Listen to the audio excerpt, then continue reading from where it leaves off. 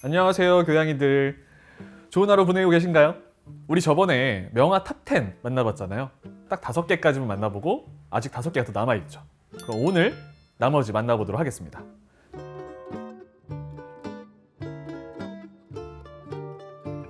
첫 번째, 페르메이르의 진주기 거리를 한 소녀예요.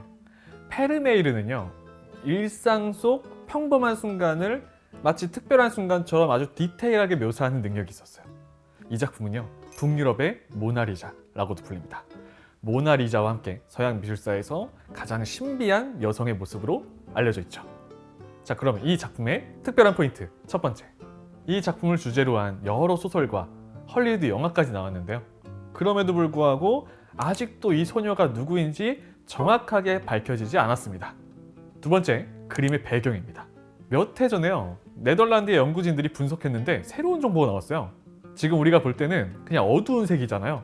그런데 조사해본 결과 사실은 뒤에 녹색 커튼이 있었다는 게 밝혀졌어요. 약 350년의 시간이 흐르는 동안 이 화학적, 물리적 변화가 일어나면서 커튼이 사라졌다고 합니다. 세 번째, 페르메이르는요, 안타깝게도 43살에 요절했어요. 갑자기 쓰러지면서 알아누운 지 반나절 만에 세상을 떠났는데 정황상 심장 발작, 이 사망 원인으로 꼽히고 있습니다. 그리고 또 하나가 사교적이지도 않았고요. 또 화가 활동을 위해서 필수였던 모임, 길드 이런 것도 가입을 안 했기 때문에 사실상 이 사람도 알려진 게 거의 없다고 보셔야 돼요. 그러다 보니까 지금은 유명하지만 생전에는 큰 주목을 받지 못했기 때문에 그래서 더 알려진 사실이 없는 화가이기도 하죠. 두 번째는요, 르누아르의 물랭드라 갈레트의 무도회예요. 르누아르 하면 딱 가장 먼저 떠오르는 작품이 아닐까라고 생각을 합니다. 환한 햇살에 이 젊은 청춘 남녀들이 즐겁게 놀고 있죠. 보기만 해도 기분 좋은 것 같아요. 인상주의를 상징하는 대표작이 되었습니다. 자, 그럼 이 작품 보는 법 3가지 포인트. 첫 번째, 이름이에요. 물랑 루즈 많이 들어보셨죠? 번역하면 뭐예요? 빨간 풍차잖아요. 그럼 물랑드라 갈레트는 뭘까요? 갈레트는요, 유럽에서 판매하는 그 빵이잖아요. 빵, 과자 같은 거. 풍차 주변에서 이 갈레트를 팔던 상인이 돈을 많이 벌면서 차린 캬바레가 이 물랑드라 갈레트예요. 두 번째, 르누아르는요, 이 작품을 위해서 근처에 아뜰리에를 얻고요, 6개월간 매일 현장에 가서 직접 보면서 그림을 그렸다고 합니다. 그래서 수많은 스케치도 남아있죠. 세 번째, 르누아르는 이렇게 행복한 일상을 많이 남겼지만 그의 삶은 고난의 연속이었어요. 가난했고요, 프랑스 프로이센 전쟁도 겪어야 했고, 질병을 얻기도 했고, 또 친구를 잃기도 했어요. 우울증도 있었답니다. 그리고 말년에는요, 류마티스 관절염에 걸려서 손도 꺾이고 굳어버렸죠. 그럼에도 말합니다. 고통은 지나가지만 아름다움은 영원하다. 그래서 이 르누아르가 현재는 행복을 그리는 화가로 남게 되었죠. 세 번째, 클로드 모네의 인상 해돋이에요. 이것도 사실은 르누아르의 물랭드라 갈레트의 무도회만큼 또 인상주의를 대표하는 작품이죠. 클로드 모네는 자신의 고향 르 아브르에 가서 풍경을 직접 두 눈으로 보면서 그렸습니다. 자, 그러면 이 그림 속 3가지 포인트. 첫 번째, 인상주의라는 말은요, 사실은 이 작품의 제목에서 나온 말이에요. 모네는요, 이 작품에 인상이란 제목을 붙였는데 이 작품을 본 평론가가 비난을 남긴 거예요. 마치 이 그림은 모네의 그림 제목처럼 정말 인상만 남긴 못 그린 작품이다, 미완성이다 라고 비난했는데 인상주의 예술가들이 모여서 그 이름을 그대로 따게 된 거죠. 그때부터 우리가 아는 인상주의라는 용어가 생기게 된 거예요. 두 번째, 모네는요, 빛과 공기, 주변의 환경에 따라 물체의 색이 변한다고 얘기했어요. 그 빛을 포착하는 거죠. 빠르게. 그래서 모네가 그리고자 했던 건 사실은 빛과 공기, 대기의 움직임이에요. 그러니까 정확히 얘기하면은 사실 이건 형태를 그렸다기보다 빛을 그린 거죠. 그러면서 윤곽선이 사라진 겁니다. 세 번째, 현재 파리의 마르모땅 모네 미술관에 위치해 있어요. 의외로 유명세에 비해서 어디 있는지 잘 모르더라고요. 그리고 그림도 생각보다 아담합니다. 세로 48cm, 가로 63cm예요. 네 번째, 폴 고갱의 우리는 어디서 와서 무엇이 되어 어디로 가는가요?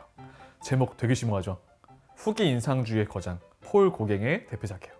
고갱은 의외로요, 30대 중반 화가가 된 굉장히 늦가기 화가입니다. 원래 직업 뭐였을까요? 주식 중개인이었어요. 그리고 의외로요, 굉장히 성공했습니다.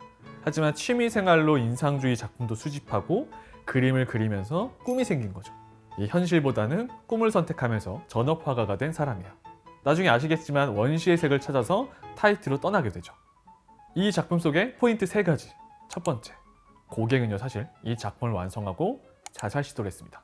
타이티에서 딸의 사망 소식을 듣고 나서요 고갱은 살 이유가 없다 생각했어요. 그리고 죽기 전에 자신의 마지막 대작, 최후의 대작을 남겨놓고 죽기로 결심한 거죠. 그래서 삶에 대한 원초적인 질문을 그림으로 그렸습니다. 그리고 실제로 자살 시도를 했지만 실패했죠. 두 번째, 작품은 우측에서 좌측으로 흘러갑니다. 가장 우측에 잘 보면 어린 아기가 있죠.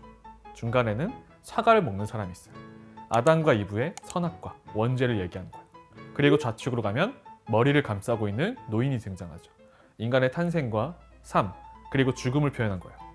세 번째, 좌측 뒤를 보세요. 여기 굉장히 중요한 포인트가 있습니다. 동상이 하나 있죠. 타이티인들이 믿는 신, 달의 여신 희나예요. 그런데 그 옆에 여성이 서 있죠.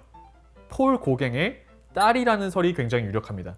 신의 힘을 빌려서라도 딸을 살리고 싶었던 마음을 그림 뒤에다가 숨겨놓은 거죠. 대망의 마지막 10번째입니다. 그래도 이 그림 한번 해야죠. 빈센트 반 고흐의 별이 빛나는 밤. 사실 너무 유명해요. 뭘 얘기해야 될까 고민 많이 했습니다. 첫 번째, 화실이 아닌 정신병동에서 그렸다는 거. 이게 가장 메인 포인트일 것 같아요. 반 고흐는요 고갱과의 불화로 자신의 길을 자르게 되죠. 이건 다 아시죠? 그 다음에 정신병원에 입원했는데 그 정신병동에서 창밖을 바라보며 그린 대작이 바로 이 그림인 거죠. 두 번째, 이 거칠게 타오르는 사이프러스 나무와 함께 작품 하단에는요 마을 풍경이 그려져 있는데 흥미로운 건 실제 눈에 보이는 대로 그린 건 아니에요. 자신의 고향 풍경과 아르레스의 풍경을 합쳐서, 즉 상상과 현실이 조합된 독특한 풍경화라는 거죠. 세 번째, 노래 한번 짚고 가야 돼요. 미국 싱어송라이터 돈 맥클레인이요 1971년에 발표한 빈센트. 그 곡은 화가 빈센트 반 고흐의 전기와 이 작품을 보고 너무 감동을 받아서 무려 하루 만에 완성했다고 합니다.